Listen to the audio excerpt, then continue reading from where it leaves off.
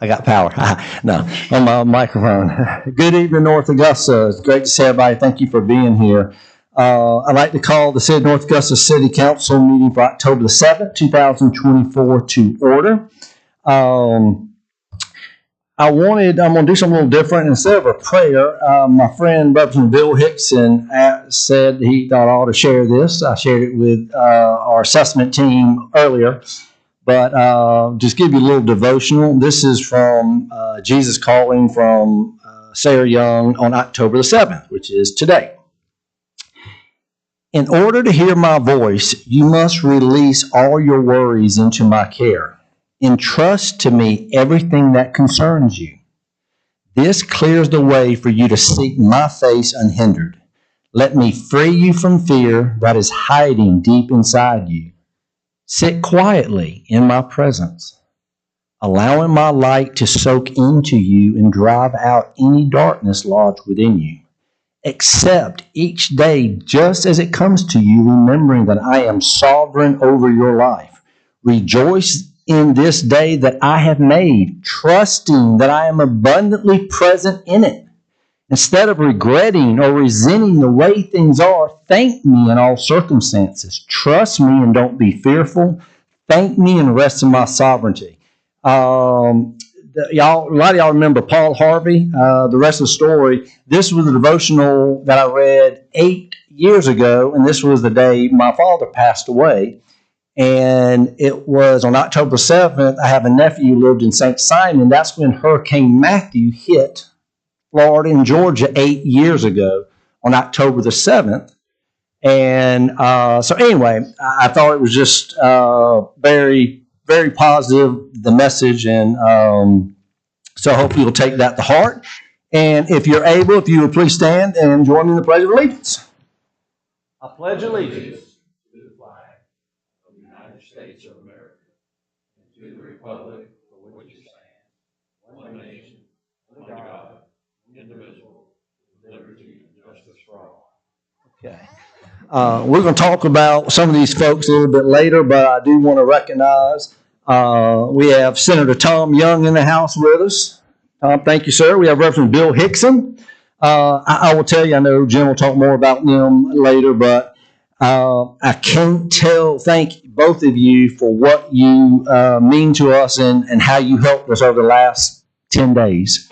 You stopped things when things got clogged up. You made phone calls. You were here in person all the time, and really, truly earned your keep. And I'm very, very thankful for both of you. I really did. That means a lot. Also, we're going to talk about these guys also, but the South Carolina State Guard, Captain Brown, where are you, sir? Stand up. Okay. And then on the National Guard, Captain Taylor, stand up, sir. I'll tell you about them, but let's give them a round of applause. Thank you. Now, Jim will talk more, and there was a lot of things that got us this point. But I would tell you, without those two men, without the State Guard and National Guard, we would not have gotten as far along as we have. So, gentlemen, thank you and your team for that. All right, this time we're going to do roll call starting from my left. Eric Presnell. David McGee. Britton Williams. Jennifer McCauley. David Buck. Kevin Toole. Okay, I think Councilman Carpenter hopefully will make it. She was having some car problems, so hopefully she'll be able to make it. Little different city council meeting tonight. As you can see on the agenda, this really is going to be an update from our city administrator, Mr. Jim Clifford. We will not be doing administrative reports. We're not going to be doing our normal comment section at all. I will allow council to say a few words at the end. But really, this is an opportunity for our administrator to, I think, give council, although they have been getting emails and conversations over the last 10 days, they've been very aware of what's happening. I think you will see a very, a little bit detailed, but a good understanding of what happened, what the strategy has been, where are we at now, what are our focus moving forward. And I think it'll be good not only for us, but it'll be great for our citizens who are here and who are watching. So with that, Hope you got a couple of Diet Cokes because I know you're going to be doing a lot of talking. So I'll turn it over to our city administrator, Mr. Jim Clifford. Thank you, Mr. Mayor. For the format tonight, as we get this slideshow up, what I would ask, if possible, for the council members to hold their questions till the end so we don't get derailed. There's a lot of information here, and it's entirely possible we may answer your questions as we go along, and we'll take questions from you as we finish out. And so the title of this here is our Hurricane Helene Recovery Update, and today's day 11. So if you count Friday, the 27th of September is day 1, where we came into the office and saw what we saw. We are on day 11 right now of recovery operations, and that will be ongoing. And so rest assured, today is not the final day of our recovery ops. This is more of just an update for you and for our citizens to understand what has gotten us to here and where are we going next. Next slide, please.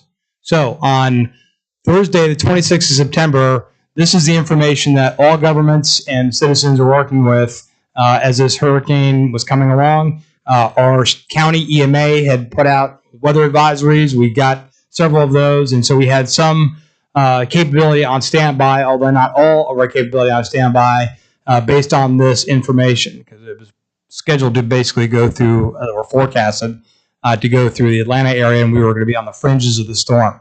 That's obviously not what occurred. Next slide, please.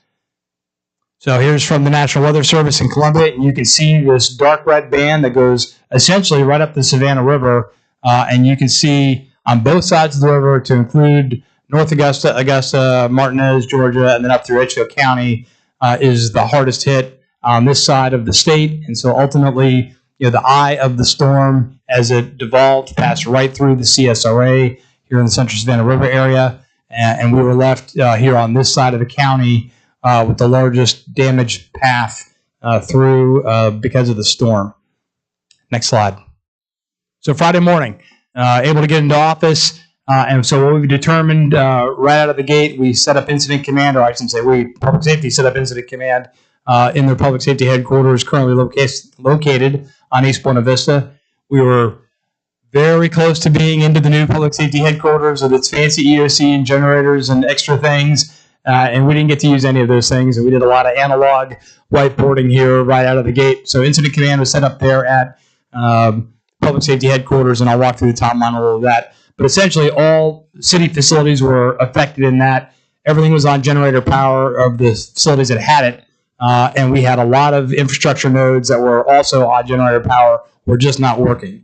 We also had a number of our key employees that we could not call into the office because they were trapped in the driveways, trapped in the neighborhoods. I think a lot of people saw what that was like.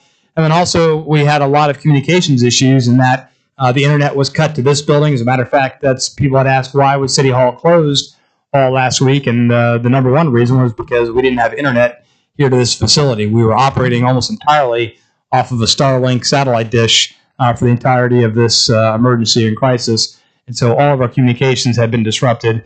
I'm also grateful that we had an existing plan, both technical and procedurally, with Aiken County Sheriff's Office, because the 911 dispatch service got compromised. And for at least a period of time early on in the storm, 911 calls had to go to Aiken County Sheriff's and then be transferred over to our dispatch here in public safety. So a lot of communications problems. We also had damage to city facilities and vehicles. I've got pictures of one of our public safety Tahoe had a tree or a pole or something landed on top of it and compromised the windshield and the roof. So glad that no officers were hurt because of that. But Fire Station 2 in particular took significant roof damage where the apparatus bays are and peeled pretty significantly off on the backside. So not the side facing Five Notch Road, but the backside of that facility. So we're going to have some work to do there. And then as we also looked around, every government in the CSRA was equally impacted. So there was Augusta, Richmond County, Columbia County, Georgia, Aiken County proper, Edgefield County. So there really weren't a whole lot of mutual aid options when it came to equipment or manpower because we were all in the same boat. On the good news front, as we came in and did an assessment on Friday, we had no reported loss of life due to the storm effects. Understand that the death toll has certainly surpassed 100 by this point in time, at least is what I've read throughout the entire Southeast.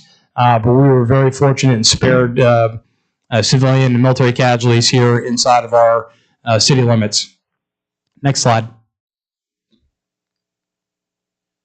So I try to take some of the scatterbrain approach that may have appeared to folks and break this down into what we in the military would call lines of effort. And so line of effort 1, we categorize as critical infrastructure and basic human needs. And so I'm going to go through each of these at length through their own slides. What you have here is that we determined 4 lines of effort. So critical infrastructure, road networks, public safety, and communication. And we're adding a 5th line of effort, which is of key concern to a lot of our citizens, which is debris removal. And we're going to see that coming up here in the coming weeks. But we did not focus on debris removal up until this point in time. Next slide, please. So, talking about critical infrastructure and basic human needs, I think some governments approach this differently. So it really just depends on what unit of government you're in. Based on my experience overseas and in some denied areas and some degraded areas throughout, just the different parts of the developing world, when you have an area that does not have water or does not have sanitation or wastewater services, you get a breakdown of society pretty quickly.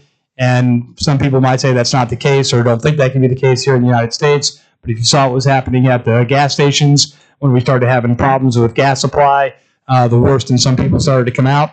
And if you try to apply that against the water supply, it is significantly worse. So the guidance that we passed to Dominion Energy early on in the first 24 hours is we identified multiple critical infrastructure nodes that were being either run on generator or didn't have power, at least in the first 12 hours. And so these are critical nodes that must be restored because that affects life, health, safety, and we need to get these back online. So we did not pick winners and losers when it came to neighborhoods or specific streets, but we felt it was critically important to make sure that the water system was stable throughout this because the logistics associated with trying to serve water to 27,000 citizens, just drinking water, much less having water to flush your toilets, is a major logistical undertaking and is not something that we could have done in-house with our own support networks. And quite frankly, I didn't think that was something that we could do even with outside support in a timely manner.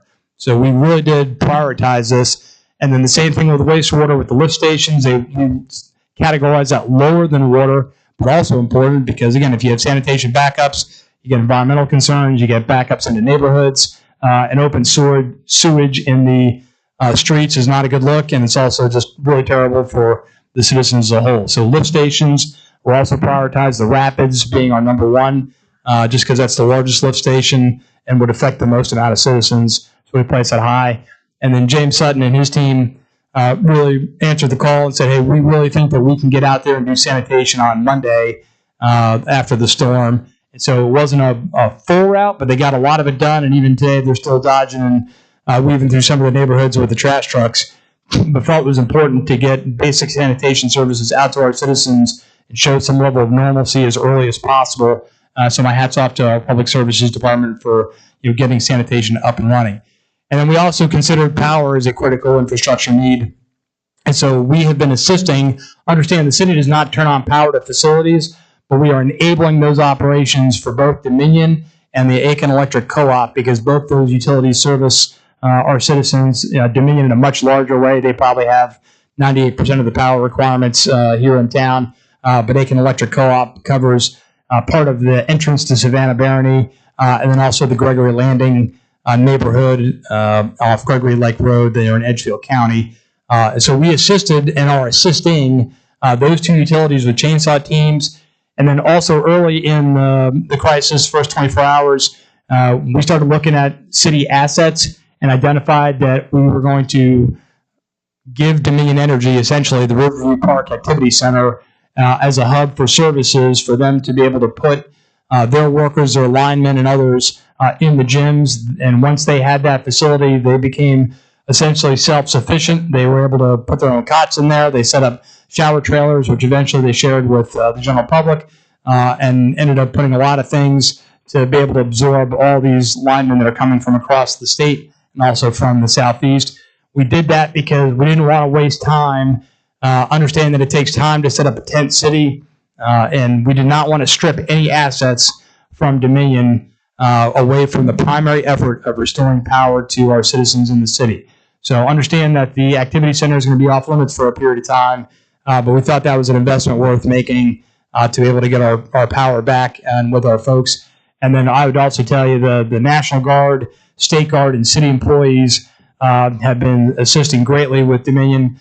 And I would tell you also that we have had some commentary through Facebook and other means asking us why did you do certain actions, or why aren't you fixing this pole or cutting this tree that's in my street.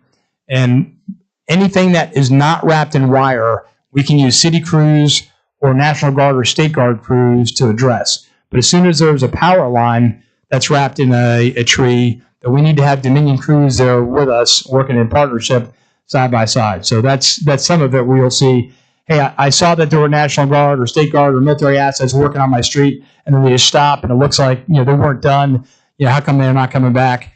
Well, it's because there's Dominion power wrapped through the lines, and ultimately that has to be a coordinated effort to get that done.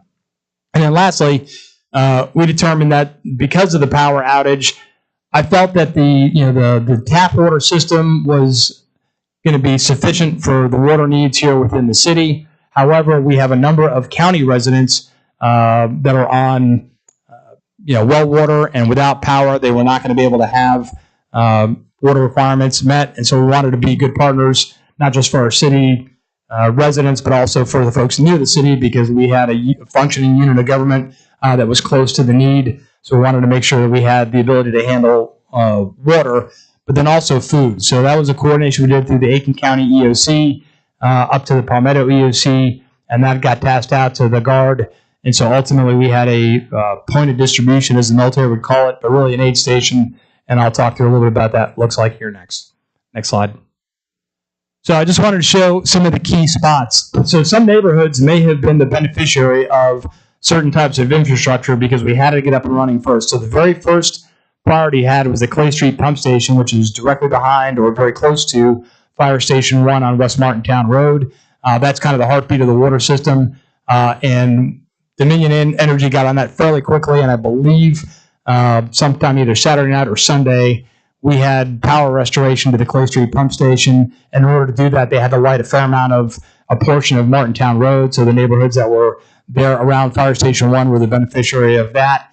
And then we told them the next important facility for us is the water production facility down there at the riverfront, and also near Riverview Park Activity Center. And so they made that a priority and got that online.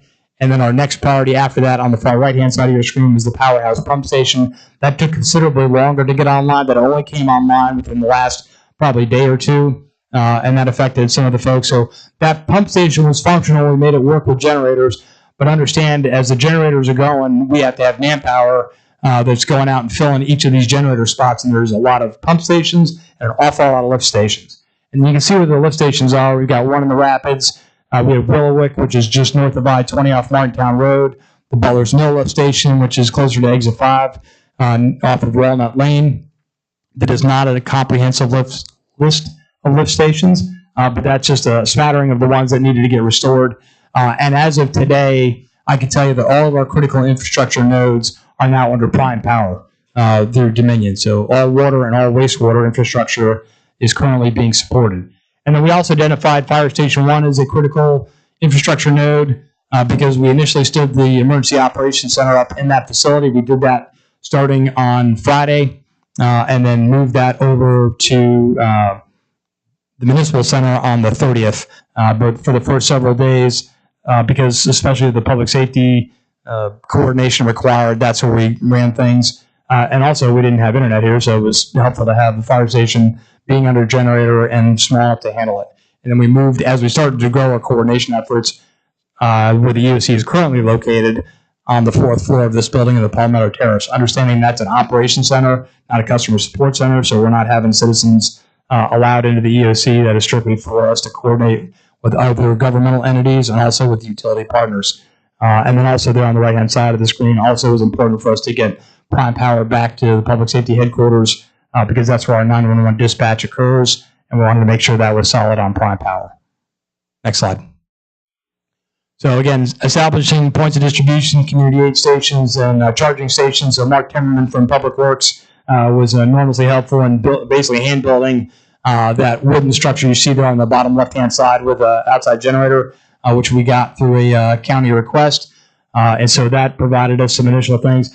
And you can see there's a powered wheelchair or motorized wheelchair at that location. And the initial intent of this, it was beneficial to be able to charge your phone there, but the primary reason was to be able to handle the medical needs of the community. And we had several people that had medical devices that needed to be charged, and were able to come down to that location and get those items charged fairly quickly.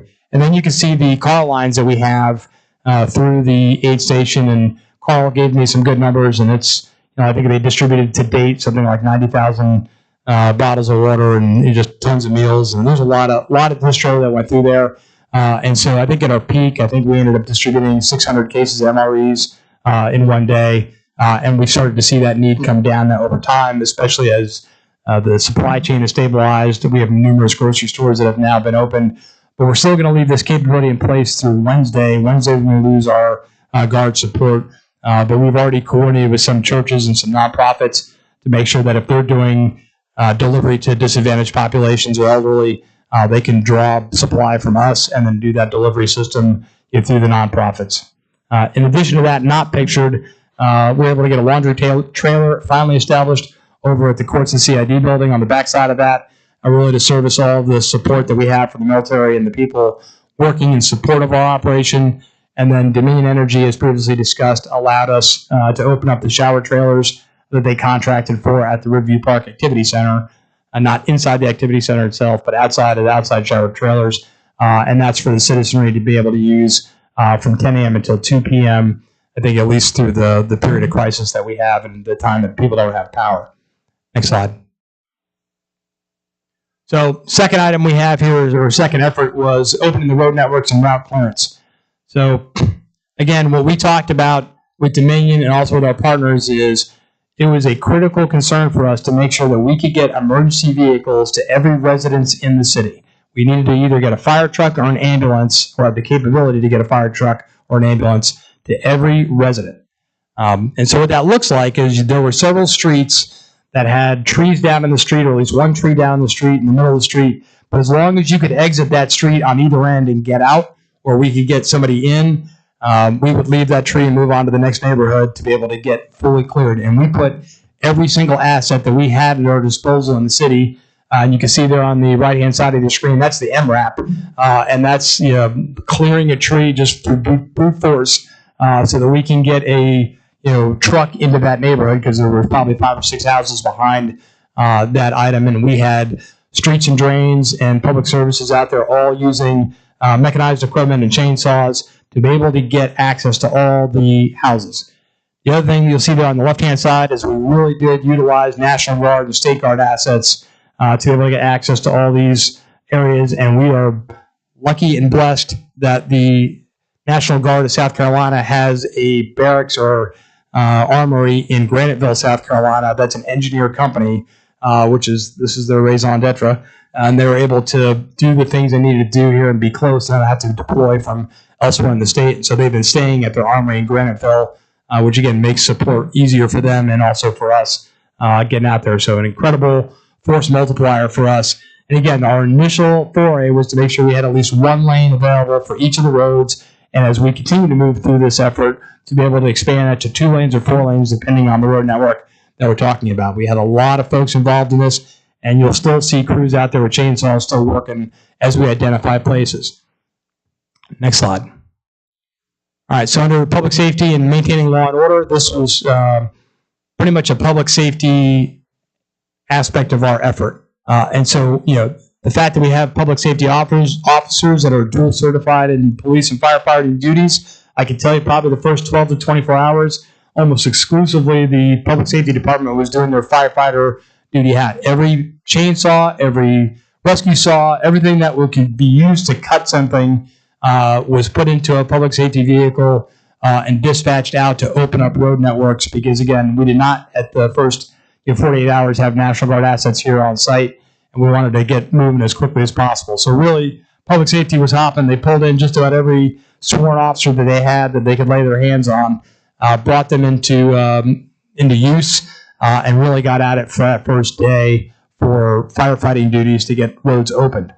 After that, they transitioned to police functions, And there was one night in particular that we had some looting concerns. There were 3 break-ins or attempted break-ins of businesses. And we had, I think there was a Sprint gas station on Atomic in East Martintown was affected, and a couple other stores either got broken into or attempted to broken into.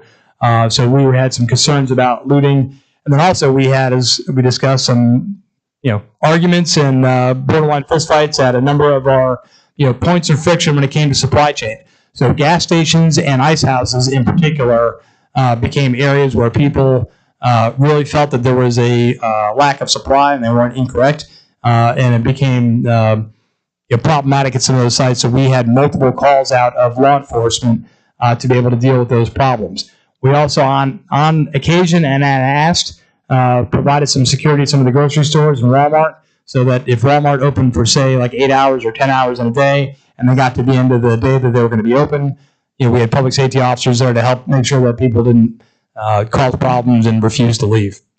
And then the other thing that the public safety department did, you'll notice early on in the disaster relief response, everybody was cruising around with blue lights on their assigned vehicles. So whether they're marked or unmarked cars, we made it a point to have presence patrols throughout the city, especially in a time where we have unlit neighborhoods, and they provided that support to our city. And then also we included Belvedere in there.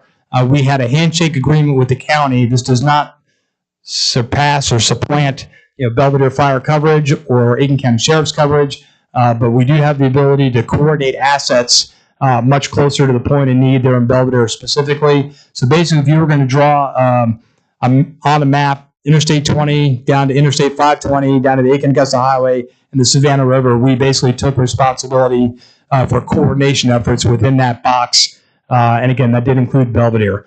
And then the other thing that was a big law enforcement draw as far as manpower is all the lane closures. So we have multiple road and lane closures now that we have a lot of Dominion Energy crews here on the ground.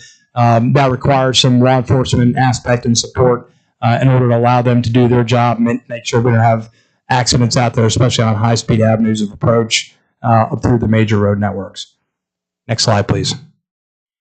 All right, moving into line of effort number 4. Part of this was communicating in a 360-degree pattern. So we wanted to make sure that we had established communications with county agencies, state agencies, federal agencies if required, the utilities, and also the non-governmental organizations, so Red Cross, Salvation Army, those kinds of places. We also wanted to make sure we established our EOC, our Emergency Operations Center, and then make sure that we had good communication protocols in place, both technical and procedural, to be able to go through, and I'll talk that through a little bit on the next slide, and then also to conduct key leader engagements. And so when we have a key leader engagement with a senior official in a state agency or in a nonprofit, we have some strategic intent that we have and some strategic messaging that we would convey. But we also made sure that every time we met with a senior official that there was a specific ask.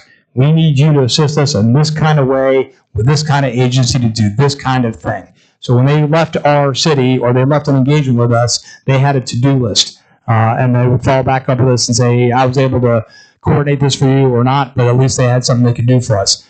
And then very early on, I believe on Saturday, we chose Facebook as our primary messaging tool for the citizenry, just because it was the easiest to do, also from a mobile platform.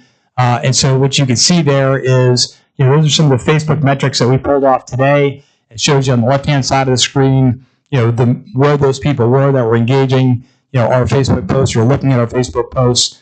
So you can see there, obviously, North Augusta was the great preponderance of that, but Belvedere and Augusta throughout, Aiken County and the CSRA picked up a fair amount of visibility.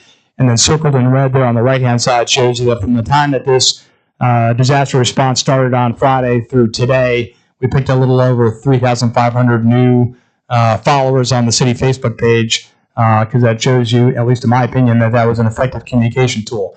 And the secondary benefit of getting on Facebook is it allowed us a two-way communication channel with our citizens. So when we initially stood this up, it was meant to be a one-way broadcast to say, this is what's going on. And make sure we had at least every couple of hours some new bit of information, even if it was minor, but just to let people know, hey, the local government, the folks that are coming here to support are actively working on things. So you may not see a streets and drain crew or a public safety officer or Dominion power crew directly in front of your house right now, but things are being worked actively every day, and these are the things that we're doing.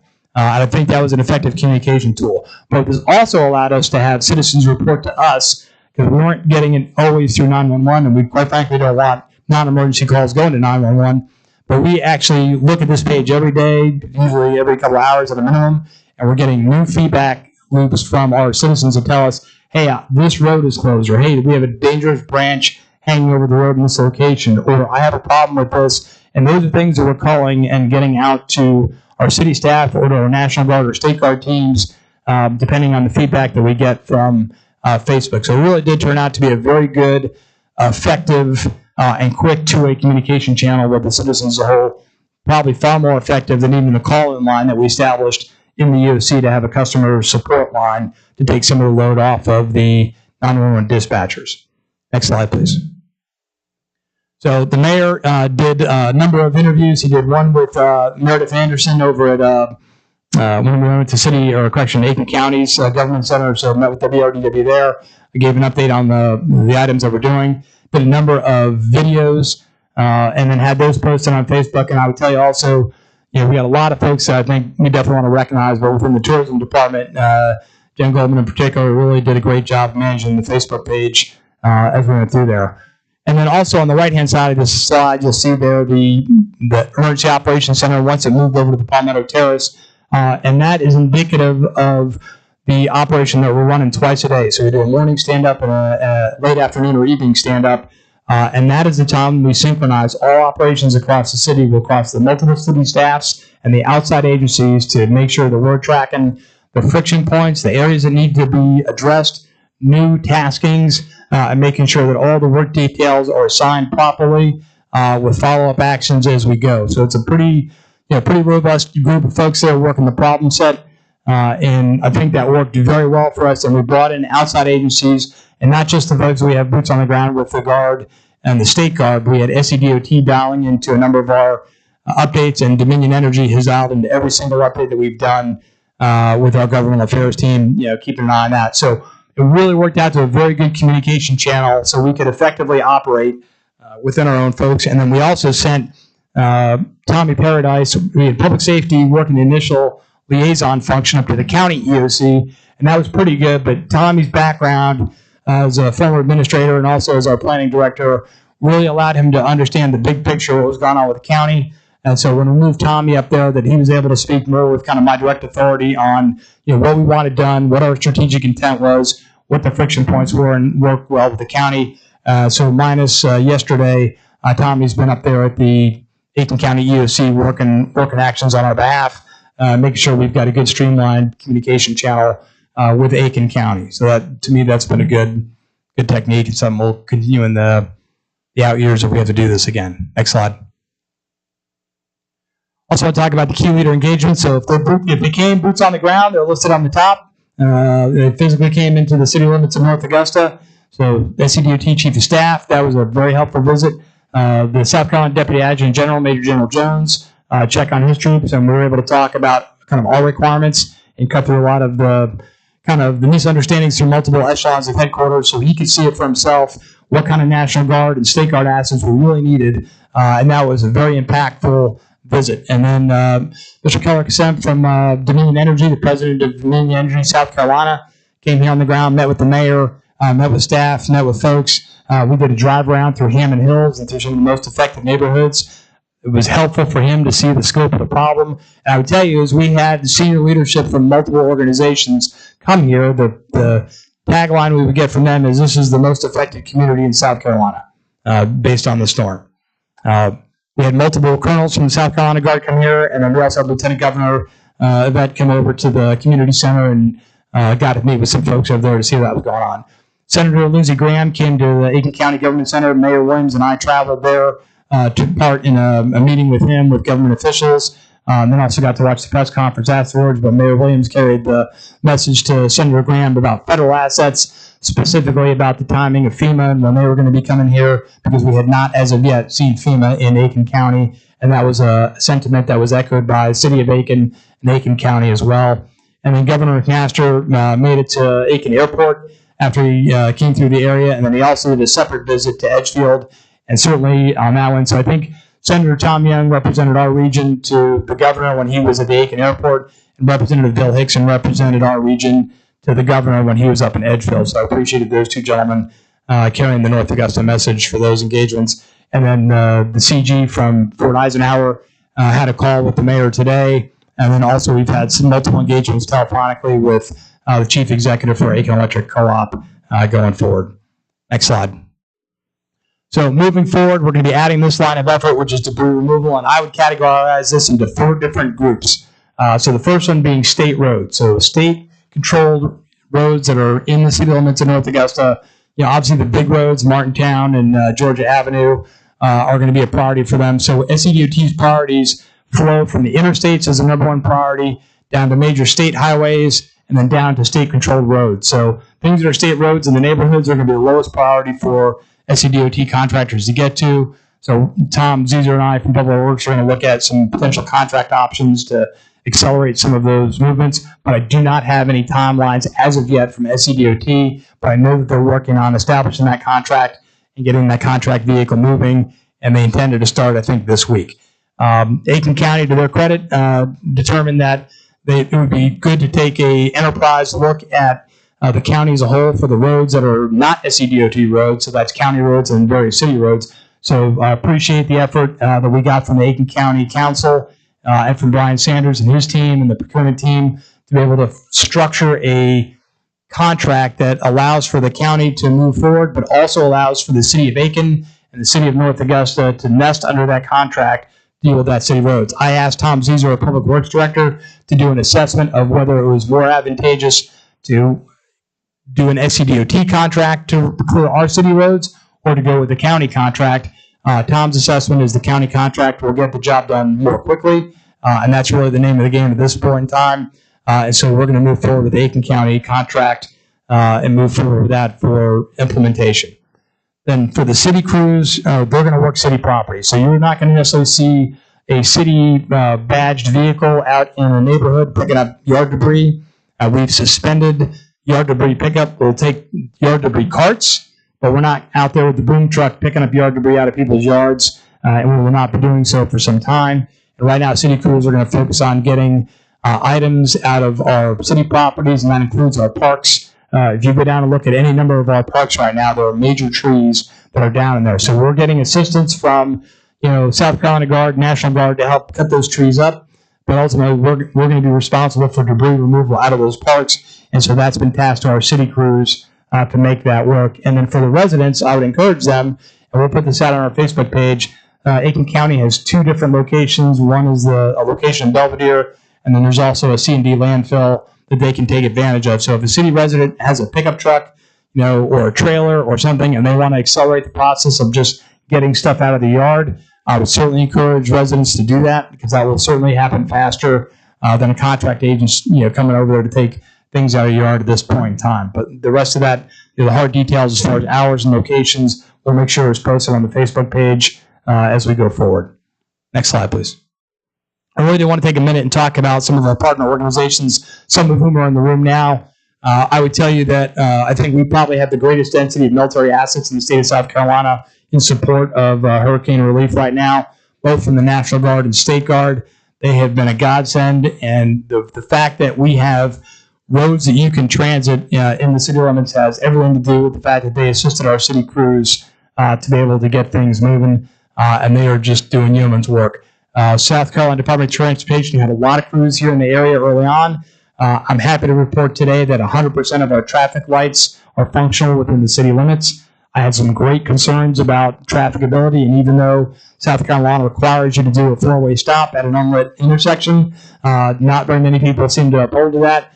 Tom Zeser and his team with Public Works are partnering with the CUT. We're able to get a number of stop signs up, 4-way intersections to enforce that, but I felt a lot better once all those traffic signals came back on, and I think that really cuts down some of the risk.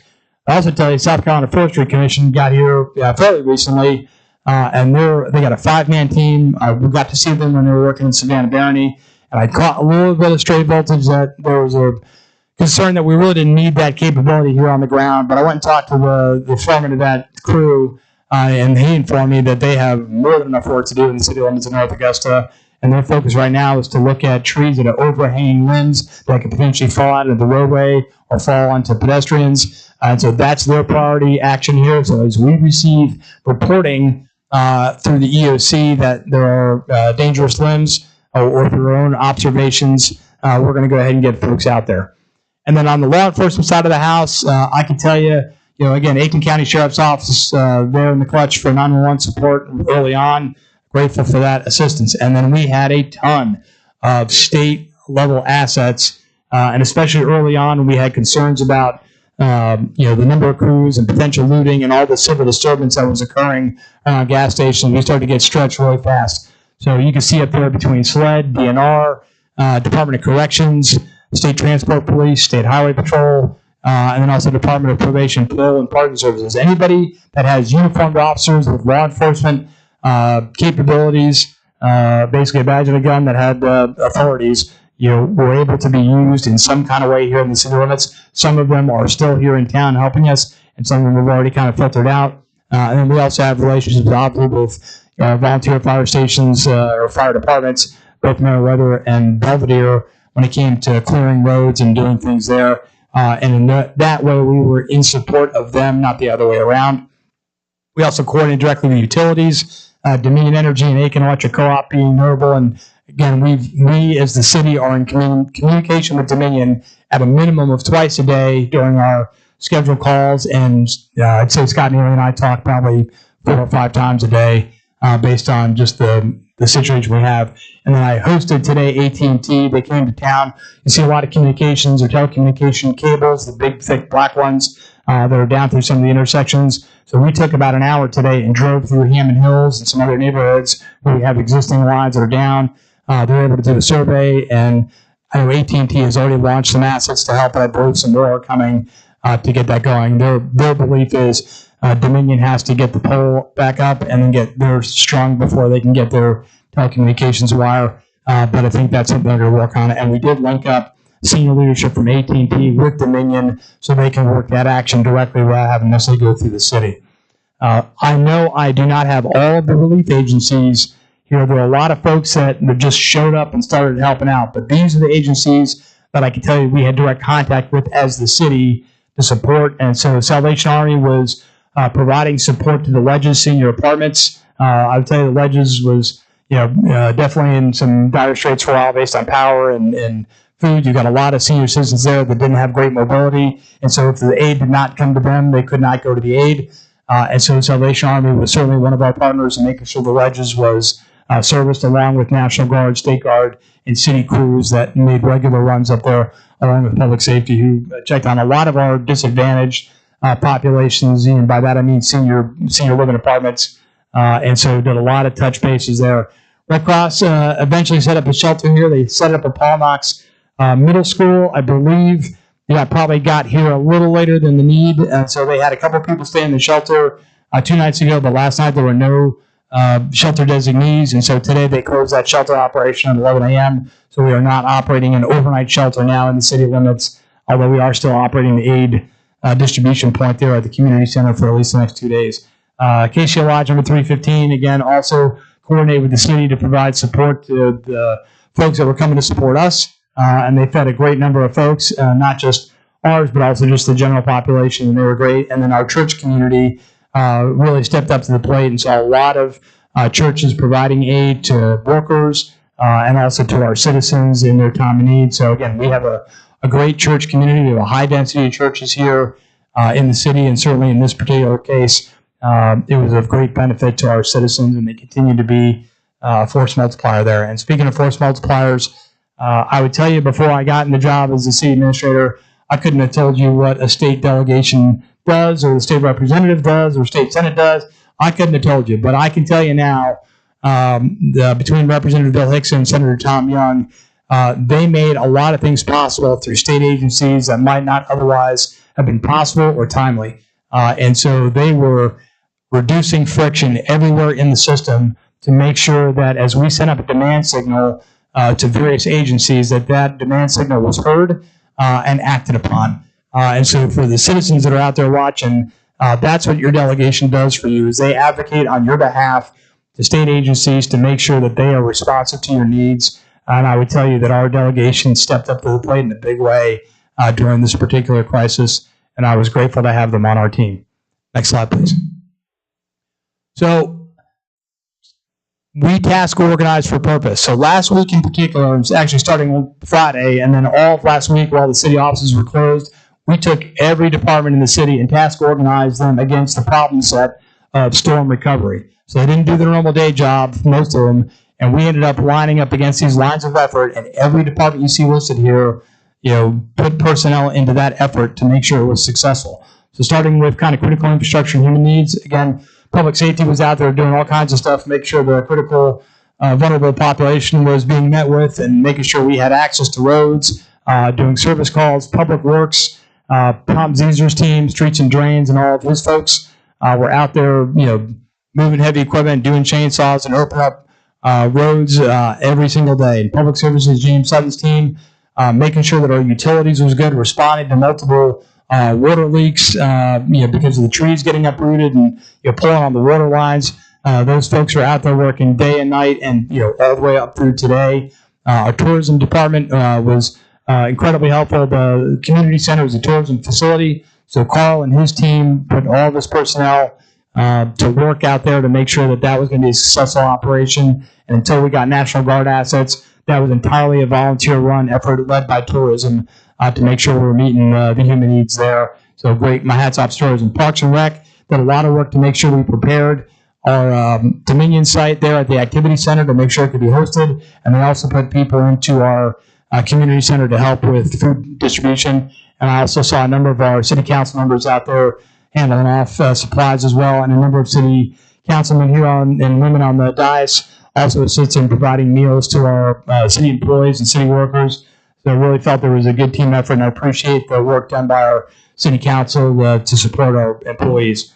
And when it came to opening the road networks, again, we had public safety, public works, and public services you would expect, but then we also cannibalized part of the planning and development shop and used code enforcement as a reconnaissance element. And so we had them out separately looking for roads and then taking pictures. And Kevin Whaley in the IT department built a really cool tool that allowed us to use screen captures or take photos of down trees, down wires, pick things, do that, and then be able to put that on a map. So instead of coming back with a stubby pencil and going, I saw this at this street, we had a very interactive map that we were able to share. And that was such a good product that actually was ported to Dominion Energy as far as our geolocation data on hazards, so Dominion can see what we were doing. That was a great tool. We continue to use it, and again, great effort for our team.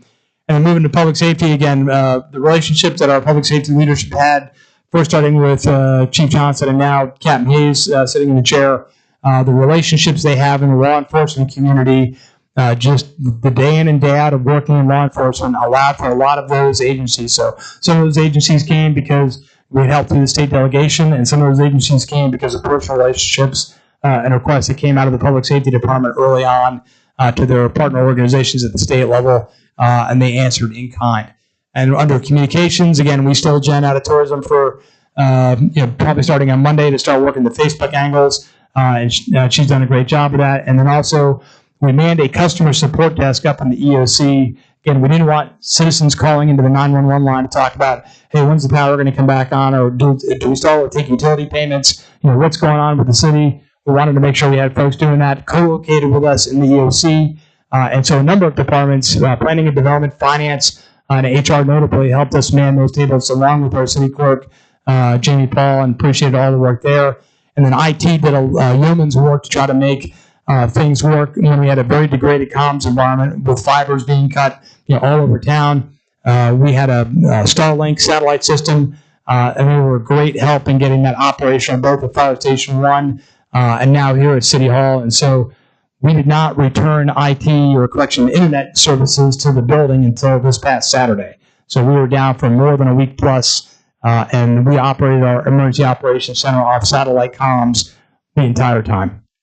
And then under debris removal, that's going to be led by Public Works and Public Services as far as oversight. And so we'll still be busy going forward trying to make sure that all works.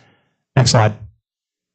So I took that shot there on Georgia Avenue, just south of Martintown Road. And I really just wanted to take a minute and talk about our city staff. I'm not going to break my arm patting ourselves on the back because we still have a lot of power outages across the city and we still have a lot of work to do. But we have some city employees that have not taken a day off since Friday that this storm started and have worked throughout to make this going. Long days, doing a lot of duties other than their job descriptions, but just duties as assigned to make things work. And I could spend probably 45 minutes right now talking about the different departments and the different directorates and the citizens or the employees that we have that interact with citizens to make them successful. I am immensely proud of the city staff that is here, many of whom were here when I got here and some will come after. But the citizens of North Augusta should know that they are well served. And our goal was to make sure that we could serve as an example of functioning local government in the time of crisis. And I can't think of a crisis that's been worse than this in the last 50 years. But since Kelly here started his legal career in the city 3 months after I was born, I figured he's probably got a good optic on whether or not we've had a worse crisis. And Kelly's opinion was that no, this has been the worst that the city has seen from a natural disaster perspective. And so again, everybody pulling their weight and doing the right work. And again, just incredible city folks. And then I'd also like to put a personal shout out for our fairly new Assistant City Administrator, J.D. McCauley. He, had some great foresight. The Starlink systems that we have were because he had put in for a grant for that system. And the fact that we didn't have to, hijack Fleet Feet to use our internet, is largely based on the fact that JD had the foresight to request a Starlink. I'd also like to say that JD's family departed for Disney World without him, and he stayed here for the entire week plus. I'm not sure if that was a good or a bad thing for him or like mental health wise, but JD sacrificed his personal vacations, and that's just an example of many city employees that sacrificed a great deal of things as their families were trying to deal with the storm. Everybody that we have here on the city staff lives in the affected regions. And most, if not all, of these city employees were busy servicing our residents as opposed to their home station requirements in their own homes. And so, immensely proud of our folks. Next slide, please. So let's talk about where we are today. I'm not going to read the slide to you, but there's a list of, kind of our overall customer base. And, the mayor talked a little bit about in the front end, some of the power, or if you haven't done so already. I haven't. We are down to 1,217 houses from 14,000 in 10 days. Yep. So some big improvements there, but I understand we're on day 11, so I appreciate the patience of our folks, our citizens, as we're working through 11 days without power. It's a long time, and the mayor is certainly one of those in the 1,100 or 1,200. So this has not been an effort to light up all the city council members first and taking care of everybody else. Dominion has their own priority work as far as what they can light up. And so we have council members sitting on the dais that are still affected by power outages. Dominion's stated goal is to have 95% of the city restored by Wednesday. They're on track to meet that goal, and we'll see where they are by that Friday. For Aiken Electric, they had relayed to Senator Young that their goal was 100% restored in Aiken County by Friday. Understand that the largest development that Aiken Electric serves in the city limits is actually in Edgefield County, which is Gregory Landing on Gregory Lake Road. That may take a little bit longer. AEC has sent out some updates as far as timelines of restorals. I tend to think they've built in a little bit of contingency there, but I think they will accelerate that. We'll see where we are. And as I talked about earlier, SCDOT has all of our traffic lights operational here within the city limits, and then we may see some SCDOT debris contractors early this week. And again, 75% of the roads in the city limits are maintained by SCDOT, or they have responsibility for them as well. So I'm not going to shunt that off and say, hey, we're not going to be helping try to get citizens' debris removed, but just understand, like right now, that's SCDOT's primary task, and we'll try to help coordinate and operate that movement. Next slide. So here's a map that we received today from Dominion Energy. Again, this is not Aiken Electric Co-op. They're operating more towards I-20 and West Martintown Road. So everything you see there, minus the greens that are the parks, those greens and dark green or gray shaded areas is the highest concentration of outages. So just because you don't see your neighborhood or your street on there doesn't mean that they don't acknowledge there's an outage. But that's the highest concentration of outages to date. And that's where those areas are. You're going to see the most amount of Dominion or contract crews working those outage patterns. So understand that at the city level, we're still dealing with neighborhoods. So people ask us on Facebook, when are you going to get power to this street? Or when are you going to get power to this house? And the answer is not entirely sure. It really depends on how quickly Dominion can get workers out to that site and also repair critical damage along the infrastructure to get to that house in the first place. And normally by the time you see a Dominion or contract crew directly in front of your house working a line issue, that's the last chain that they're working on, or last link in the chain to get power restored to that house. So I did a drive around today. I know many of you have. So pretty much in all those shaded areas, I saw Dominion or contract crews out there working to try to restore services, and we have a great deal of density of Dominion on the ground right now, and I think we're approaching 500 crews or 500 personnel that are in the city limits working those issues, and also working on Belvedere and on the Route 25 corridor. Next slide, please. So this is what I view the end state for the staff, subject to guidance from the mayor or you all later on. So one is we're going to enable power restoration to 100%. That's our first thing. So that by enable, I mean putting city crews or National Guard or State Guard assets to assist in cutting trees away from power lines if it's needed, to allow them to do that, or if that's public safety, providing traffic support so they can get a truck out there in the middle of the road to restore a line. That's what we're going to do. That's our number one right now. So if you ask me today, what are we focused on? That's it. Next item is really identifying the road hazards and getting those removed, and then getting our road debris cleared with all roads to pre-hurricane status. That is not going to be an overnight process. I believe that's going to take several months. For those of you that lived through the ice storm of 2014 here in town, the reporting I had from that was several weeks to get that done, and the order of magnitude of damage to our infrastructure and the trees is significantly higher than the ice storm. So it's going to take some time to get all this out of our city limits.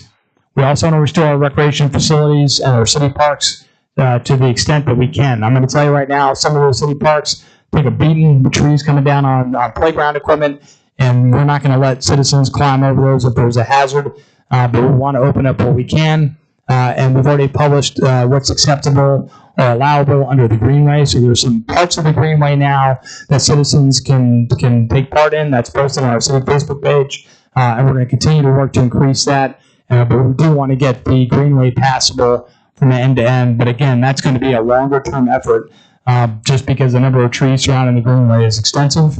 And you can't go 100 yards on the Greenway that hasn't been cleared without running into a mess of trees. Next slide.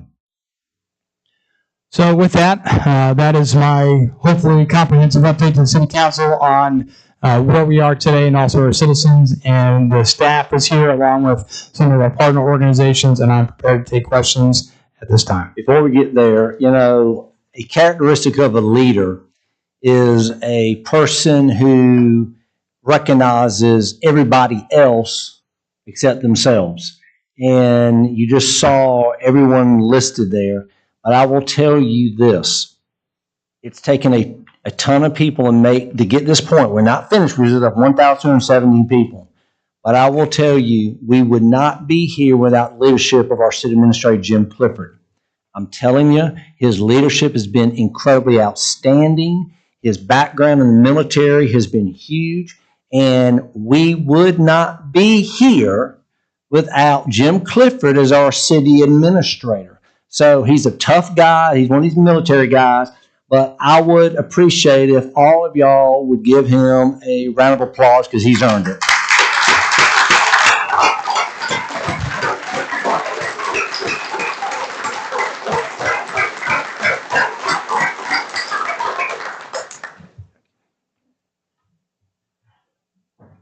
All right. So with that being said, why don't we do two things? If you have specific questions about what you've seen, and we'll start with Kevin. If you have specific questions that you want to ask Jim or anybody, please, we're going to go around here this way. And then once we've had questions, then I'm going to let each of you take just a moment. We could be here for 4 days with the go God moments and the stories. But I want everybody at least say something if you want. But let's start with, if you have a question, and we're going to start with Kevin Joel. Presentation answered all my questions. Thanks, Jim. David Buck. Likewise. I got you one. In the presentation, is there going to be any fee for the residents if they want to do self-removal to those landfills? No, ma'am. Okay, thank you. Ms. Carpenter. Just one quick Comcast. You know, a lot of people don't have their cable, so are they in on a lot of stuff? Not at this time, Councilwoman. I would tell you that there's a number of cable TV providers. I believe there's Xfinity, there's Comcast, there's AT&T. Our priority right now is working the power restoration with Dominion, and a number of these cable companies cannot restring their lines until Dominion has done what they need to do. But I'm going to just say this. This is sort of a joke. The tree that was hanging over Austin Braver that I've complained about, hey, it's gone. David McGee. I was going to say is maybe if you could define exactly how you want people to put the debris by the street, because people ask me that. Good question.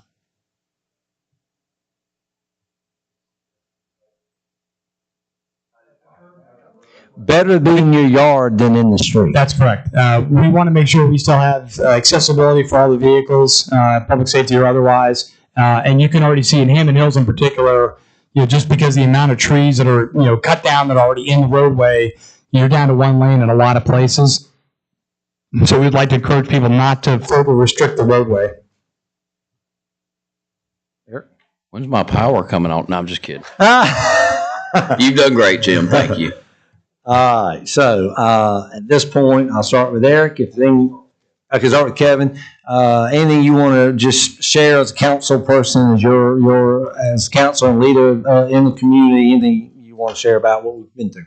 No, I mean, you won't break your arm off patting yourselves on the back, but I will break my arm off. I mean, to you and your staff, to the citizens of North Augusta who have been resilient through this, I'm just so proud of the city, proud of the staff. Not always been pretty along the way, but I've just never been more proud to be part of this city. Oh, yeah. I'll try not to get teary-eyed. I mean, it's my hometown, and waking up Friday and going, man, not believe it. Just hats off. I mean, I can't thank enough to you, JD, all the directors, all the city employees. I mean, I've stopped by and given them some water, do whatever that we can. I saw all of us out here working, mayor as well. I just can't be more prouder to be not only to represent y'all, but to work along each side. If you're going to get choked up before me, we're going to be in trouble. So just seriously, thank you, Jim and JD. The strategic effort that was in place from day one made this possible for us to stay positive to our citizens. The communication, the council, that communication helped us tremendously answer the questions of the citizens, and honestly to stay positive ourselves when, for myself, driving around our own city, and I want to kind of shed some tears at what I see. So I thank you guys for that. The communication was unbelievable. The strategic effort, the neighbors coming together. I mean, within the communities, everybody just pulling their weights, the businesses that opened up just to get people into the air conditioning and things like that. Just big shout outs to them. And I am very proud of where we live, and I am extremely, extremely proud of where we live, because I feel like, I don't want to do any comparison, but I would put North Augusta as number one right now. I agree with you, Mr. Pat. Well, I've always been proud of North Augusta, but I'm telling you, this has beat anything I've ever seen in my life. And Jim, I tell everybody, I said, when this is over, we need to all just rally around Jim, because without his leadership and your background, I don't know what we'd have done. I really don't. And all these directors, my goodness alive. Also, those young men sitting back there and young ladies. I saw one lady a minute ago, and the lineman, and you just feel like you're all together now, close. And one of the state National Guards said, you know what? I think I'm moving to North Augusta. He said, I've never seen a city that's stuck together like this one has. But Jim, JD, and all of our directors, everybody. Thank you, and we love you. I was going to say that, everybody in North Augusta should be very grateful for the staff that we have that runs the city, because nobody hesitated on anything. They jumped in, they worked hard, they gave their all. So I'm very proud of our city. The communication was wonderful. And I've said it before that, people say we're growing too fast, we have too many people and things like that. But I've said it before. The community, the people, keeps North Augusta what North Augusta is. And we saw that in the past 10 days. So just remember that. Mr. President? I might take a little bit longer, so I'm sorry. But Jim, I do appreciate and staff too, but especially you, Jim. Anywhere between 6 and 6:30 every morning, I've been getting up, hooking up generators, clearing debris, doing what I can, but I'd always check in. Jim was always at Station 1 before I ever got there. Jim, and as a show of gratitude, I went and picked you up a gift card when this is over to be able to take you and your family down to Brinkley's to get a good meal, because I know you have sacrificed. You have been here, and I'm going to tell you this week, it's going to make me sad to leave y'all. I have a community in North Carolina that we're moving to that luckily was not devastated. The areas around it have been, and I'm going on trip 3 tomorrow since Friday. So we're very blessed here, and I just can't describe the situation up there. Jim, we are very glad to have you. These poor folks up there are fending for themselves. They don't have the National Guard. I know everybody sees the news and they see Asheville, but there are other communities. Luckily, the one that me and Kat are moving to was okay. It's on top of the mountains. Everything rolls downhill. But I mean, they have nothing. They don't have guys like you. They are fending for themselves. We are very lucky here and blessed. And the outpouring of support from public safety, all these guys, they know what I do for a living. I've been busting my butt to try to get them chains and chainsaws. Our local Lowe's, which is a corporation, they have gone above and beyond for our public safety officers. Daniel, I know, and y'all know what they've done for you. And we have had so many businesses. There are so many people that I could thank right now. Mr. McGee loaned a 300-gallon transfer tank that one of our citizens, Michael Ford, paid to fill up yesterday morning so I could take to these people up there. They're having to drive 50 and 60 miles for gas, no restaurants. I mean, it's bad. And I know this is about North Augusta, but it just makes me thankful of the community that I've grown up in. And I'm not going far. I'm only a couple hours away. But this week, I have seen the love in this community. It makes me proud to call North Augusta my home. I do have a message from the fire chief up in, he's actually in Roan Mountain, Tennessee, but it's all volunteer up there. And also Elk Park Fire Department, Linville Fire Department, just all of them. And a local pastor from the church. They wanted to tell everybody in the city of North Augusta, thank you for the donations that we have sent so far. And I'm going to continue to get them because, our recovery hopefully will just be a few more weeks. They're looking at 4 to 6 months, and it's devastating. And after seeing, I don't want to call it disorganization up there, Jim, you have done a great job. James, Tom, Carl, Jeremy, all of y'all, Kayla, Linda, our entire city. I wish Ricky could turn this camera around. These are the real heroes up here. We're just talking heads that support these guys. And y'all are all to be commended. I love every one of y'all very much. And thank y'all for all the selfless acts that y'all have done this week. And Jim, make sure you file that ethics report for the gift card, okay? No. Okay. All right, I'm going to file 4 things. Reflection of, now understand something, because I know citizens listen. There are still 1,217 people who don't have power. I'm one of them, okay? So I understand we are not where we need to be yet, but we're getting there. But we would not get to this point for 4 reasons. We've already talked about administration, our city workers, our directors. Thank you. We've already talked about the State Guard, the National Guard. We We talk about communication, which has been one of our priorities as council. But last thing is this. We live in a godly town, and the citizens did not let this circumstance overwhelm them. We all had fear at some point. We had anger. We, quite frankly, may still have some frustration. But every citizen overcame those emotions, and they stayed united. United. Prayers work. So I want to thank the citizens, because I can assure you a lot of communities have fallen apart over a tragedy. But the city of North Augusta, we are North Augusta strong. Okay? So with that being said, we stand adjourned. All right.